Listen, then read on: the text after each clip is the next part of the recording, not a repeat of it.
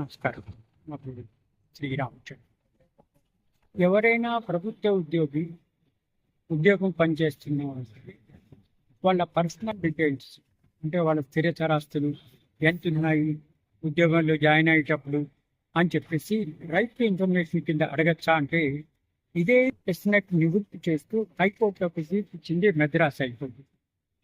ఇక ప్రభుత్వ ఉద్యోగి పర్సనల్ ఇన్ఫర్మేషన్ కావాలని ఆర్టీఐ ద్వారా అడిగితే దాన్ని తిరస్కరించారు. ఇట్లా పర్సనల్ ఇన్ఫర్మేషన్ ఇవ్వడానికి వీల్లేదు, ఇది ఎగ్జంప్షన్ అని దాన్ని మద్రాస్ హైకోర్టులో ఛాలెంజ్ చేశారు.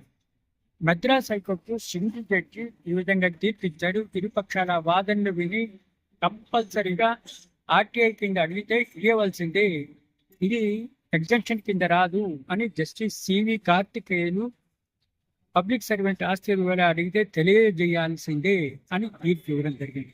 ఈ తీర్పు ద్వారా మనకు తెలిసేది ఏంటి, ఎవరైనా ప్రభుత్వ ఉద్యోగి స్థిర చరాస్తులు ఎంతున్నాయి అని రైట్ ఇన్ఫర్మేషన్ కింద అడిగితే దాన్ని తిరస్కరించడానికి లేదు, అది ఎగ్జంప్షన్ కింద రాదు అని ఈ తీర్పు ద్వారా మనకు తెలుస్తుంది.